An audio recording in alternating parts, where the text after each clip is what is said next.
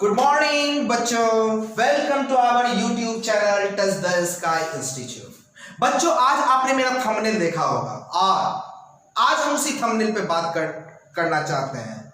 और प्लीज इस वीडियो को पूरा देखिएगा। कुछ सीखना चाहते हैं तो जरूर इस वीडियो को पूरा देखिएगा, ठीक है बच्चों। बच्चों, आज का जो हमारा थंबनेल था, how to solve numerical in physics. हाँ, बहुत इंपॉर्टेंट क्वेश्चन है। बहुत सारे बच्चे बोलते हैं सर न्यूमेरिकल कैसे बनाए, न्यूमेरिकल कैसे बनाए, न्यूमेरिकल कैसे बनाए। तो हम आपको कुछ गाइडलाइन देंगे, आप उस गाइडलाइन को फॉलो कीजिएगा, न्यूमेरिकल्स आपका बनना स्टार्ट हो जाएगा। तो पहले तो फिजिक्स क्या है, तो वो तो साइंस का एक सब्जेक्ट है फिजिक्स, और इसका इंपॉर्टेंस क्या है। तो फिजिक्स का इंपॉर्टेंस तो जानते ही हैं, मेडिकल का एग्जाम हो या इंजीनियरिंग का एग्जाम हो, फिजिक्स का अपना एक अहम रोल है। यूपीएससी का एग्जाम हो या बीपीएससी का एग्जाम हो या एसएससी का एग्जाम हो, फिजिक्स का अपना एक अलग इंपॉर्टेंट रोल है। तो फिजिक्स तो बहुत इंपॉर्टेंट है, और फिजिक्स में भी ये न्यूमेरिकल पोर्शन बहुत इंपॉर्टेंट है। अभी हम चर्चा मेडिकल के एग्जाम और इंजीनियरिंग के एग्जाम पे करेंगे, आईआईटी और मेडिकल नीट के एग्जाम पे। तो आईआईटी हो या नीट का एग्जाम हो, तो उसमें न्यूमेरिकल भरे पड़े रहते हैं। अब बच्चे का प्रॉब्लम होता है कि ये न्यूमेरिकल को सॉल्व कैसे करें, ठीक। तो बच्चे सबसे पहले आप ना अपना स्ट्रेटेजी बनाओ। बच्चे क्या करते हैं एक्चुअली ना, न्यूमेरिकल को वो लाइटली ले लेते हैं, न्यूमेरिकल को मतलब छोड़ते हुए चले जाते हैं। वो केवल समझते हैं क्या कि थ्योरी पढ़ लो, थ्योरी पढ़ लो, थ्योरी पढ़ लो। तो फिजिक्स में बाबा थ्योरी नहीं, फिजिक्स में न्यूमेरिकल पकड़ो। फिजिक्स में कॉन्सेप्ट कहां से आएगा, तो आंसर है न्यूमेरिकल से आएगा। न्यूमेरिकल कहां से आएगा, तो आंसर है कॉन्सेप्ट से आएगा। This both are linked to each other, ये दोनों एक दूसरे से जुड़ा हुआ है। Concept numerical, concept numerical, concept numerical. अब तो न्यूमेरिकल को समझने के लिए आपको कुछ बातों का ध्यान रखना पड़ेगा। ये मैं खासकर जो 11th वाले हमारे भाई बहन अभी जाएंगे उनके लिए, कि वो शुरू से इस चीज को अपने अंदर डालें, और शुरू से अगर कीजिएगा तो अंत अच्छा होगा। और अगर आप सोचोगे नहीं यार 11 चलो मस्ती में बिता देते हैं, 12th में देख लेंगे न्यूमेरिकल, तो कुछ नहीं कर पाओगे। अगर आपको वाकई में रियल में करना है तो आप 11 से ही स्टार्ट कर दो, फर्स्ट डे से स्टार्ट कर दो। सबसे पहला बात कि मेरा यह मानना है कि 100 किताब बनाने से नहीं होगा, एक किताब को 100 बार बना दो। आप देखोगे ना, मतलब हर किताब में ना मतलब सेम क्वेश्चन रहता है, हर किताब में क्वेश्चन अप्रोक्सीमेट मतलब कॉन्सेप्ट सेम लगता है। तो क्यों ना आप एक किताब को 100 बार बना दो, आपका कॉन्सेप्ट स्ट्रांग होगा, आपका न्यूमेरिकल स्ट्रांग होगा। बच्चे क्या करते हैं, चलो ये किताब बना लिया, चलो चलो अब दूसरा किताब लाओ। मेरा मानना है क्या कि इस किताब को ही आप दोबारा बनाओ ना, फिर तिबारा बनाओ, 4 बार बनाओ, 5 बार बनाओ, तो देखो उसके बाद दूसरा किताब पकड़ो। तो देखो आप जो मतलब पहले मान लेते हैं कि आपके पास डीसी पांडे बुक है, डीसी पांडे सर का बुक है, तो डीसी पांडे बुक सर का बुक बना लीजिए आप, 5 बार बनाइए। उसके बाद आप वर्मा सर का बुक बनाइए, तो देखिए चीजें आपको आसान लगने लगेंगी। अगर आप सोचोगे ना कि नहीं यार मतलब एक बुक ये बना देता, दूसरा बुक ये, तो मतलब ना कॉम्प्लेक्स हो जाएगा, ठीक है। तो हम लोग स्टार्ट करते हैं कि अपने इस न्यूमेरिकल को कैसे सॉल्व किया जाएगा। सबसे पहले ये न्यूमेरिकल का मतलब क्या होता है, तो हम बोलेंगे it is the backbone of physics, यानी कि ये फिजिक्स का रीढ़ का हड्डी है, बैकबोन ऑफ फिजिक्स। इस बात को पूरे बारीकी से समझिएगा, बैकबोन ऑफ फिजिक्स न्यूमेरिकल। क्योंकि आप मेडिकल का एग्जाम लो ना, तो उसमें 45 क्वेश्चन में 45 क्वेश्चन अप्रोक्सीमेट न्यूमेरिकल ही होता है। जेईई का एग्जाम लो न्यूमेरिकल ही होता है। तो बैकबोन ऑफ फिजिक्स है ये, ठीक है। उसके बाद क्वेश्चन उठता होगा इंपॉर्टेंस, इसका इंपॉर्टेंस क्या है न्यूमेरिकल का, तो इसका इंपॉर्टेंस है आपको इंजीनियरिंग और मेडिकल के एग्जाम में। फर्स्ट इसका इंपॉर्टेंस क्या है, engineering and medical entrance exam. दूसरा, to know the concept very well. अगर आप किसी भी कॉन्सेप्ट को समझना चाहते हैं तो आपको न्यूमेरिकल पे जाना होगा। To know the concept very well you have to solve numericals. तब आपको न्यूमेरिकल सॉल्व करना होगा। न्यूमेरिकल जो है ना बाबू, वो दो चीज है, एक है लैंग्वेज और दूसरा है मैथमेटिक्स।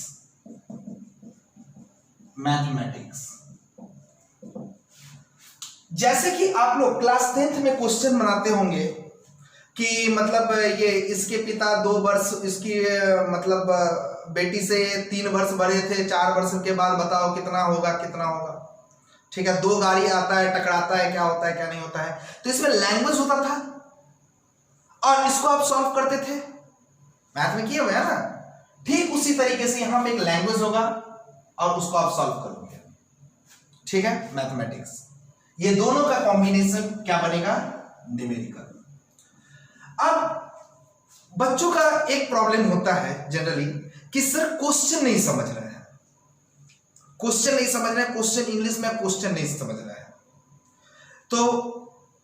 तो सर पहले टेंस सीख लेते हैं उसके बाद। तो बच्चे फिजिक्स के न्यूमेरिकल को बनाने के लिए टेंस की जरूरत नहीं है, सेंस की जरूरत है। आपके पास अगर सेंस रहेगा ना तो आप न्यूमेरिकल बना दोगे, इसमें कोई हार्ड लैंग्वेज नहीं होता है।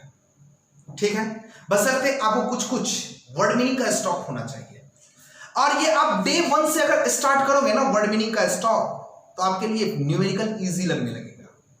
ठीक है, अब हम लोग कुछ समझते हैं की पॉइंट्स कि कैसे हम अपने न्यूमेरिकल को स्ट्रॉन्ग करें।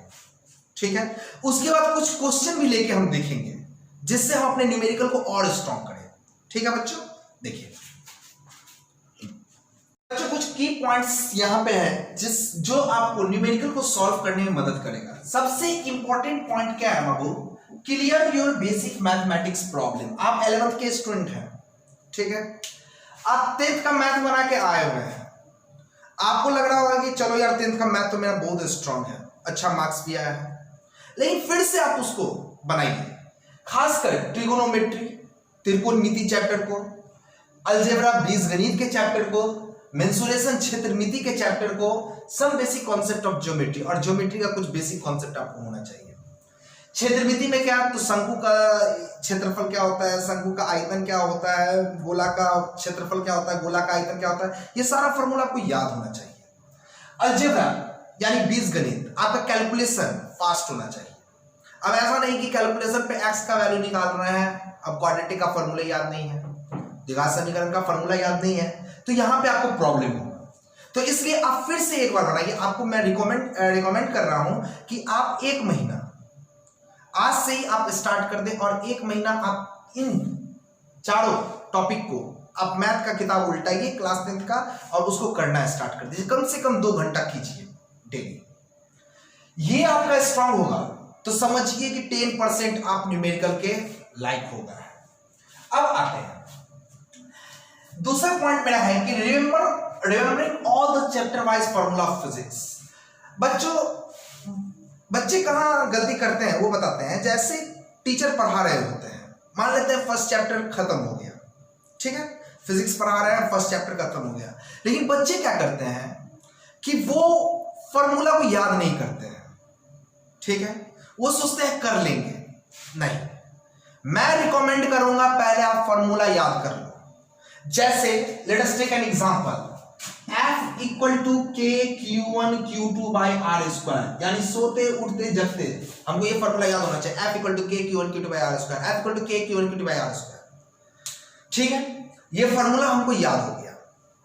सेकेंड थिंग क्या है, फर्स्ट थिंग समझ में आ गया कि फॉर्मूला को आप ब्लाइंडली याद करना है।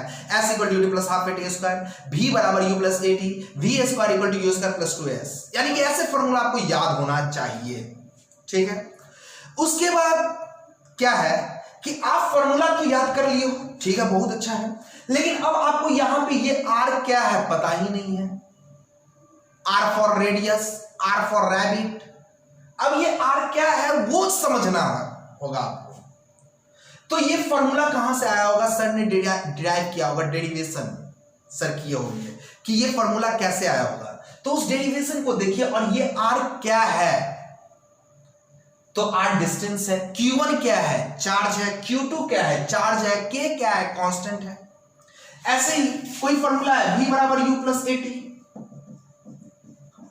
V क्या है, वेलोसिटी, कौन सा वेलोसिटी? Final velocity. u क्या है? Initial velocity. a क्या है? एक्सेलरेशन। t क्या है? टाइम। अब s equal to ut plus half at square. s क्या है? तो बच्चे अब यहां पे कंफ्यूज कर जाते हैं, डिस्टेंस है या डिस्प्लेसमेंट, लेकिन दोनों टर्म अलग अलग है ना, डिस्टेंस और डिस्प्लेसमेंट। तो इसलिए आपको फॉर्मूला जो याद करो उसके टर्म के साथ याद करो हमेशा। तो remembering all the chapter wise formula of physics with term, with all the term, यानी सारे टर्म के साथ आप याद करो। s क्या है? Distance displacement. u क्या है? Initial velocity. t क्या है? टाइम। हाफ क्या है? कांस्टेंट। a क्या है? एक्सेलरेशन। t क्या है? टाइम। ऐसे फॉर्मूला आपको याद होना चाहिए, तभी आप सक्सेस कर पाओगे, तभी आपसे न्यूमेरिकल खिसकेगा। तो अगर ये कर लेते हो तो 10%, ये कर लेते हो तो बाबू 20%। यानी फिजिक्स के हर फॉर्मूले को, हर चैप्टर का फॉर्मूला सीट बनाइए आप। जैसे ही मेरा चैप्टर खत्म हुआ तो ठीक है, पहले हम फॉर्मूला सीट बना देंगे, जो हर हमेशा उस सीट को आप देखते रहिए। और उस सीट पे केवल फॉर्मूला नहीं होना चाहिए, उसके साथ टर्म भी होना चाहिए। s क्या है? u क्या है? t क्या है? a क्या है? ठीक है। Now come to the third topic, this is concept. अब आप जहां कहीं भी सर के पास पढ़ रहे होंगे तो वो बोलते होंगे कॉन्सेप्ट दे रहा है, कॉन्सेप्ट दे रहा है, कॉन्सेप्ट दे रहा है, या जो कुछ भी। तो फिजिक्स में कॉन्सेप्ट का मतलब क्या है? कॉन्सेप्ट कहते हैं फिजिक्स में सेंसिबल आइडियाज, जो आइडियाज आपको क्वेश्चन से मिल रहा है, यानी क्वेश्चन के अंदर वो आइडिया छिपा हुआ है, आपको बाहर निकालना है, दैट इज कॉल्ड कॉन्सेप्ट। ठीक है। अब मान लेते हैं ये कोई क्वेश्चन है, अभी हम आपको क्वेश्चन लेके एग्जांपल दिखा के कि यहां पे कॉन्सेप्ट कहां छिपा हुआ था, आपको हम एग्जांपल लेके बताएंगे। ठीक है। तो उस सेंसिबल आइडियाज को समझिए। जैसे कि let us take an example, अगर मान लेते हैं कि इस मार्कर को हम फेंके ऊपर, तो मार्कर गया, अब मार्कर नीचे क्यों आ गया? तो कोई ना कोई तो खींच रहा होगा ना, इसलिए नीचे आया, तो अर्थ खींच रहा है। ठीक है। अब मेरा कॉन्सेप्ट क्या बनता है कि यहां से मार्कर नीचे आ रहा है, यानी यहां से मार्कर नीचे आ रहा है, तो इसका मतलब यहां पे वेलोसिटी क्या होगा? 0। क्यों? क्योंकि अगर इसके पास वेलोसिटी और रहता और ऊपर जाता, नहीं है, ये नीचे गिर जाएगा। ठीक है। तो यहां पे final velocity 0, that is called concept. तो ये सब चीज आपको सेंसिबल आइडियाज होना चाहिए, यानी क्वेश्चन को पढ़ते ही टाइम में आपको सेंसिबल आइडियाज हो जाना चाहिए कि भैया यहां पे ये होने वाला है, यहां पे ये होने वाला है, यहां पे ये होने वाला है। समझ में आ गया? तो कॉन्सेप्ट और बेहतरीन तरीके से आपको क्वेश्चन लेके हम समझा रहे हैं। अब अगला है read the question very carefully. सबसे पहला सबसे अच्छा पॉइंट ये है, बच्चे क्या करते हैं कि क्वेश्चन पढ़े। अब ऑब्वियस सी बात है भाई, फिजिक्स का क्वेश्चन है तो वो थोड़ा सा लेंदी होगा ही, मतलब लेंदी होगा, 3 लाइन 4 लाइन में तो होगा ही, थोड़ा सा कहानी नहीं बनाएगा तो मजा क्या आएगा भाई। ठीक है। तो कहानी बनाने के लिए तो वो लेंदी देगा ही। अब बच्चा बोर हो जाता है, इतना बड़ा पैराग्राफ कैसे पढ़े, बेवकूफ है वो बच्चा। सबसे पहले तो क्वेश्चन को आप एक बार नहीं, हम रिकमेंड करेंगे 3 बार पढ़िए। हर क्वेश्चन से आप कुछ नया सीखने का कोशिश कीजिए, जो क्वेश्चन है ना उससे नया सीखने का कोशिश कीजिए और उस क्वेश्चन पे एनालाइज कीजिए। ठीक है। मैं बता रहा हूं कॉन्सेप्ट इतना है और क्वेश्चन इतना है। अगर आप इस सारे कॉन्सेप्ट को समझ जाओगे ना तो क्वेश्चन आपके आप खुद ब खुद बनने लगेंगे। ठीक है। लेकिन ये कॉन्सेप्ट हम कैसे समझेंगे? बच्चा क्या करता है कि एक थ्योरी किताब पढ़ा, दूसरा निकाला। भाई थ्योरी तो जो इस किताब में कहानी है वही दूसरे किताब में कहानी होगा, वही तीसरे किताब में कहानी होगा। तो मेरे कहने का मतलब, अगर कॉन्सेप्ट आपको बेहतरीन सीखना है, तगड़ा सीखना है, तो आप न्यूमेरिकल से कॉन्सेप्ट सीख सकते हैं, यानी कि मोस्ट ऑफ द न्यूमेरिकल बताइए, और सर जो बता रहे हैं आपको क्लास में उसको आप कॉन्सेप्ट समझिए और उसको न्यूमेरिकल में लगाने का कोशिश कीजिए। उससे और आपका छन छन के फिल्टर होके और अच्छा नॉलेज आएगा। ठीक है। तो क्वेश्चन को न्यूमेरिकल बनाने के टाइम में क्वेश्चन को आप सावधानी पूर्वक 2 से 3 बार पढ़िए। ठीक है। और जो मतलब हिंदी मीडियम के बच्चे होंगे उनको तो मैं बोलूंगा, जो हिंदी मीडियम से इंग्लिश मीडियम में गए होंगे तो उनको बोलूंगा कि क्वेश्चन पढ़ने के टाइम में आपको जो वर्ड नहीं आ रहा है, जो शब्द नहीं आ रहा है, उसको एक अलग कॉपी में उसको लिखिए। और उसको याद कीजिए, उस वर्ड को याद कीजिए, डिक्शनरी से उसका मीनिंग निकाल लीजिए और उसको याद कीजिए। यानी कि फिजिक्स के न्यूमेरिकल को बनाने के लिए क्वेश्चन पढ़ना होगा, और क्वेश्चन जो हम पढ़ते हैं उसको समझने के लिए आपके पास वर्ड स्टॉक होना चाहिए। तो सारे वर्ड मीनिंग को निकाल के आप एक इसमें रखिए, क्या बोलते हैं, कॉपी में रखिए और उसको याद कीजिए। अगला पॉइंट है बच्चों कीवर्ड। कीवर्ड क्या है कि आप जो क्वेश्चन पढ़ोगे ना तो आपको उसमें कीवर्ड मिलेगा। जैसे वेलोसिटी इतना है तो उसको आप लिखिए, इनिशियल वेलोसिटी इतना है उसको लिखिए, एक्सेलरेशन इतना है उसको लिखिए। जैसे एक्सेलरेशन 5 है तो a बराबर 5, इनिशियल वेलोसिटी 10 है तो u बराबर 10। ये सब कीवर्ड है, ठीक है। अब निकालना क्या है हमको, मान लेते हैं डिस्टेंस निकालना है तो यहां पे लिख दीजिए डिस्टेंस इक्वल टू व्हाट, ठीक है। अब अगला पॉइंट है मेरा visualise and draw. Visualise and draw का मतलब क्या है कि आप जो कोई भी क्वेश्चन पढ़ते हैं, ठीक है, क्वेश्चन पढ़ने के बाद आप वहां से ये डाटा निकालें, बहुत अच्छा। अब एक ड्राइंग बनाइए। अब ऐसा नहीं बैठ के मिथिला पेंटिंग बना रहा है, ठीक है। तो अब जैसे कि कोई क्वेश्चन है कि एक रॉकेट ऊपर में उड़ा, कि या दूसरा क्वेश्चन है कि एक नल है उससे पानी गिर रहा है रेगुलर इंटरवल पे। अब ऐसा नहीं कि मतलब ये क्या बोलते हैं, हम लोग नल बनाना स्टार्ट कर दिया अच्छा खासा, एक बार नहीं बने 10 बार में नल बना रहे, नहीं, रफ स्केच मारेंगे। ये नल है, ठीक है, ये नल है, यहां से पानी गिर रहा है। अगर मान लेते हैं पहला बूंद यहां पे है, तीसरा बूंद यहां है, तो दूसरा बूंद कहां होगा, ये डिस्टेंस निकालना है।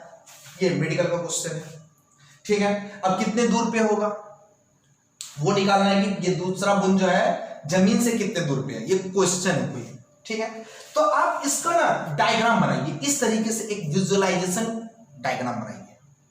अब इससे क्या होगा कि बार बार आपको याद नहीं करना पड़ेगा, नल था, तीसरा यहां है, दूसरा यहां है, नल है। इसमें क्या होगा ना, फंस जाइएगा। और अगर इसको कॉपी में बना लिए ना, अब इसमें लिखिए u यहां पे कितना है, v यहां पे कितना है, a यहां पे कितना है, तो इसको बोलते हैं विजुअलाइजेशन एंड ड्रॉ।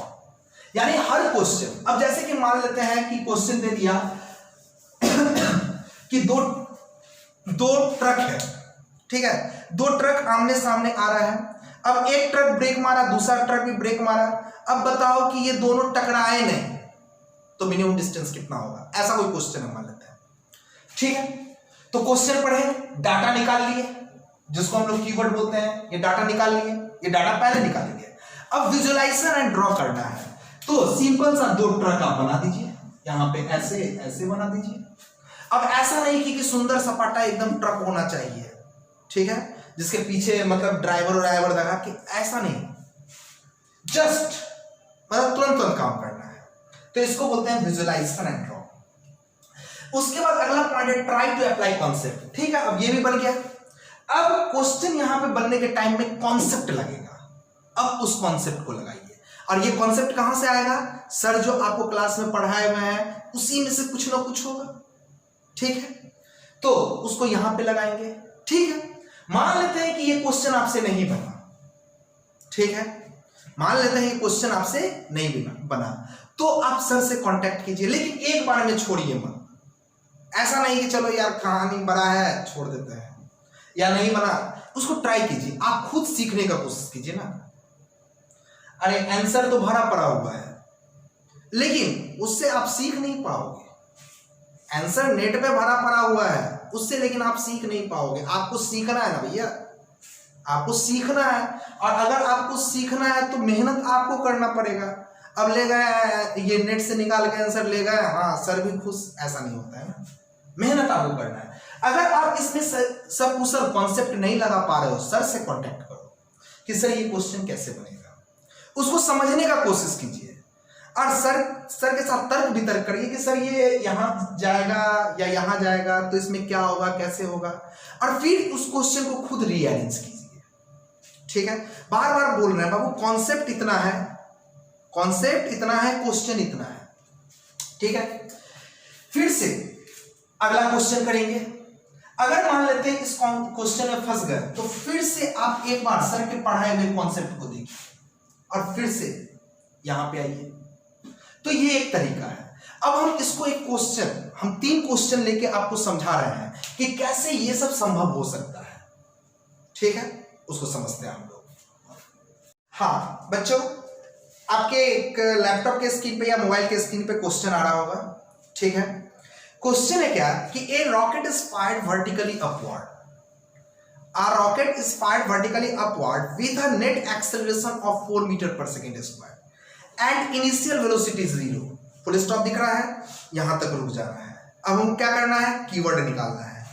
तो a rocket is fired vertically upward with a net acceleration, acceleration कितना, 4 मीटर पर सेकेंड स्क्वायर, कीवर्ड लिख लिए।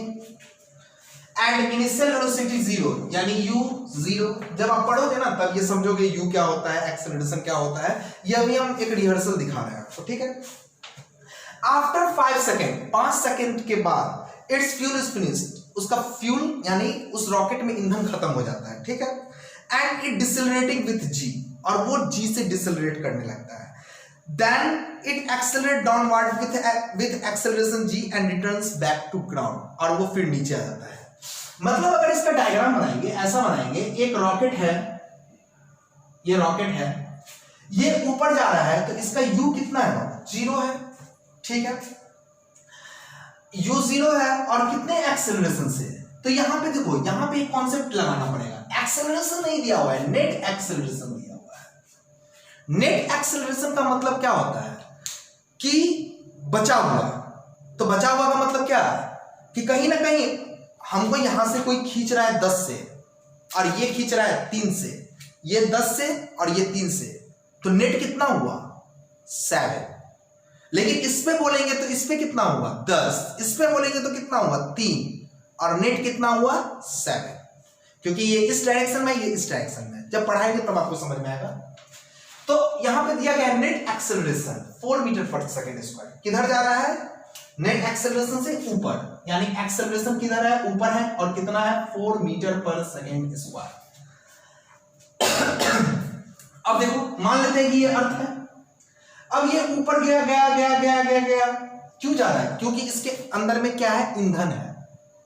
ये ईंधन से गया गया गया गया गया। अब क्या होता है कि यहां पे इसका ईंधन खत्म हो गया, तो बच्चे क्या करते हैं कि रॉकेट को यहीं से घुमा देंगे। ये बहुत बड़ा प्रॉब्लम है। यहां रॉकेट का ईंधन खत्म हुआ तो रॉकेट चल रहा है ना। अगर मान लेते हो कि आप किसी गाड़ी से जा रहे हो, गाड़ी के पास एक्सेलरेटर है, आप एक्सेलरेटर ले लो, ठीक है। तो अगर मान लो कि कोई आपको ऐसे पकड़ा तो क्या गाड़ी वहीं पे डिस्क ब्रेक ले लेगा? ऐसा कहीं होता है क्या? नहीं होता है। कुछ ना कुछ गाड़ी घसटाएगा कि नहीं घसटाएगा, कारण उसके पास वेलोसिटी था। तो यहां से यहां तक गया, अब इसका ईंधन खत्म हो गया, तो अब स्टूडेंट क्या करते हैं, रॉकेट को यहीं से गिराना स्टार्ट कर देते हैं। ये बेवकूफी है। तो रॉकेट क्या करेगा, यहां पे ईंधन खत्म हुआ तो रॉकेट कुछ वेलोसिटी के कारण, यानी कि हो सकता है कि यहां से रॉकेट का वेलोसिटी हो 20, ठीक है। अब क्या होगा, यहां पे कुछ वेलोसिटी है ना 20, तो 20 वेलोसिटी, अब इसके अंदर में ईंधन नहीं है, यानी इसका ताकत खत्म। अब इसको पृथ्वी अपनी तरफ खींचेगा, लेकिन ये कुछ ऊपर जाएगा, ऊपर जाएगा जाएगा जाएगा, और यहां पे इसका वेलोसिटी 0 हो जाएगा, फिर ये नीचे आएगा। समझ में आ गया? तो यहां से यहां तक एक केस ले लेंगे, फिर यहां से यहां तक दूसरा केस ले लेंगे, हो गया क्वेश्चन सॉल्व। अब कैसे सॉल्व होगा, फॉर्मूला v बराबर u plus A T, S बराबर U T plus half A T square, V square बराबर यू स्क्वायर प्लस 2s लगाएंगे, हो गया काम खत्म।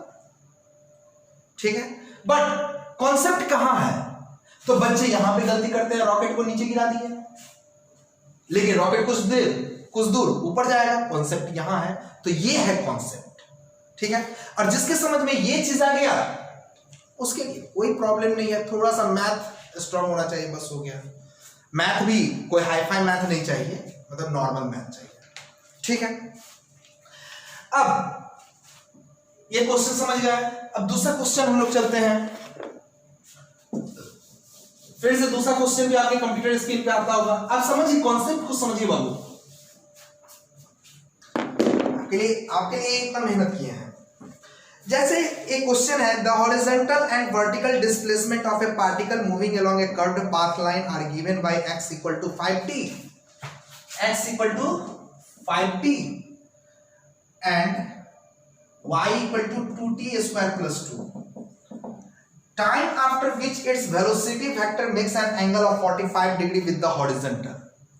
यानी कितने समय के बाद वेलोसिटी वेक्टर जो है वो 45 डिग्री का एंगल बनाएगा हॉरिजॉन्टल के साथ। तो जब कभी भी आप इस इक्वेशन के फॉर्मेट में देखो, ये इक्वेशन के फॉर्मेट में क्वेश्चन हो, तब डिफरेंशिएशन और इंटीग्रेशन वर्ड जो कैलकुलस में, जो आपको बेसिक मैथमेटिक्स टॉपिक में हम पढ़ाएंगे, वो लगता है। ये हर क्वेश्चन में ये है कॉन्सेप्ट, इस पे ज्यादा कुछ सोचना ही नहीं है। डिफरेंशिएशन और इंटीग्रेशन, अब डिफरेंशिएशन और इंटीग्रेशन क्या होता है तो वो आपको मतलब लेक्चर में पढ़ाएंगे हम 11th के लेक्चर में, ठीक है, वहां से आप समझोगे। अब ये x क्या है, तो साफ साफ दिया हुआ है कि मतलब time after which horizontal and vertical displacement है और टाइम है। इससे क्या निकालना है, वेलोसिटी निकालना है। तो डिस्प्लेसमेंट और टाइम से वेलोसिटी निकालना है तो कैसे निकलेगा, डिफरेंशिएशन। ये आपको टॉपिक में पढ़ाएंगे। तो यहां पे कॉन्सेप्ट क्या है, जब ही इक्वेशन वाला क्वेश्चन देखो तो वहां पे क्या समझो कि कहीं ना कहीं डिफरेंशिएशन और इंटीग्रेशन लगेगा, ठीक है। अब हम लोग अगला क्वेश्चन पे चलते हैं। ये जस्ट आपको समझाने के लिए कि व्हाट इज कॉन्सेप्ट, कॉन्सेप्ट क्या होता है, उस चीज को डेप्थ में ले जाने के लिए हम आपको समझा रहे हैं। अब अगला क्वेश्चन है कि an ant is at a corner of a cubical room. मान लेते हैं कि ये एक क्यूबिकल रूम है, तो विजुअलाइज एंड ड्रॉ करना है ना, फिगर बनाना है, विजुअलाइज एंड ड्रॉ जरूर कीजिए, ठीक है। ये रूम है, फील कीजिए, आप जिस रूम में अभी होंगे ना उस रूम को फील कीजिए, ठीक है। उस रूम में कितना कोना होता है, 4 कोना, झिझिर कोना, कोन कोना, 4 कोना होता है। एक कोना यहां हो गया, एक कोना वहां हो गया, एक कोना, सॉरी 6 कोना, 1 2 3 4 5 6 कोना है, सॉरी है भी ना, अरे हर इंसान से गलती होता है, ठीक है। ये कोना है ना। अब क्या बोल रहा है कि the end can move with a constant speed u। अब ये जो चीटी है ना वो u स्पीड से मूव कर रहा है। ये रूम है, कमरा है, इस रूम में चीटी कांस्टेंट स्पीड से घूम रहा है। The minimum time taken to reach the farther corner of cube. Farther corner का मतलब क्या होता है, दूर का कोना। तो अगर मान लेते हैं चीटी इस कोना से चला तो दूर का कोना कौन होगा, जैसे मान लेते हैं चीटी यहां से चला तो दूर का कोना वहां होगा, ऊपर, यही ना, इससे ज्यादा दूर तो नहीं हो सकता है। तो क्या बोल रहा है, मिनिमम टाइम। तो पहले ये क्वेश्चन को समझे, मिनिमम टाइम कॉन्सेप्ट यहां है। मिनिमम टाइम कहने का मतलब क्या, तो कांस्टेंट स्पीड है तो टाइम बराबर डिस्टेंस बाय स्पीड, टाइम बराबर डिस्टेंस बाय स्पीड। तो डिस्टेंस अगर मिनिमम होगा तो टाइम मिनिमम होगा, यानी कि दूरी क्या होना चाहिए, कम से कम। तो कम से कम दूरी इस चीटी को तय करना है, ठीक है। तो कम से कम दूरी लग रहा है यही होगा, ठीक है। सारे बच्चे क्या करते हैं ना, इसको यहां से उठा के डायरेक्ट चीटी को यहां पे रख देते हैं और ये दूरी निकाल लेते हैं, बोलते हैं आंसर निकल गया। गलत है। क्यों गलत है, तो चीटी भाई उड़ के तो यहां नहीं ना जाएगा। यहां दिया हुआ है an ant is at a corner of a cubical room of side a and can move. Can move word को पढ़िए, तो एंट घूम रहा है, तो एंट घूमेगा तो क्या, मान लेते हैं इस कोना से डायरेक्ट उस कोना नहीं ना पहुंच जाएगा, उसको फर्श पे ना चलना है। तो स्टूडेंट क्या करता है, फर्श पे चलाता ही नहीं है, डायरेक्ट यहां से लेता है, ये निकाल देता है, बोलता है यही आंसर है। गलत है। तो क्या करना होगा इसमें, एक सेकंड, हाँ, तो सबसे पहले एंट इस फर्श पे चलेगा, ठीक है। उसके बाद पीछे वाला जो फर्श है उस पे चलेगा। ये एंट इधर से चल के, मान लेते हैं इस फर्श पे भी चला, तो ये एंट इधर से चल के इधर गया, ठीक है, ऐसा कुछ। जब आप इसको सॉल्व करोगे और आपके अंदर फिगर बनेगा, तो कहने का मतलब क्या कि कॉन्सेप्ट ये है, मिनिमम टाइम है, तो मिनिमम टाइम कैसे आएगा, तो मिनिमम डिस्टेंस होना चाहिए। एंड मूव करेगा तो डायरेक्ट ऊपर नहीं उड़ा देना है, इसको भाई चलाना है ना, ठीक है। तो इस तरीके से आप न्यूमेरिकल को सॉल्व कर पाओगे, ठीक है। और न्यूमेरिकल को सबसे पहले तो न्यूमेरिकल को टारगेट बना लेना, भैया 20 न्यूमेरिकल डेली करना है। और 20 न्यूमेरिकल डेली कर लोगे ना तो आपको कोई नहीं रोक सकता है। लेकिन शुरू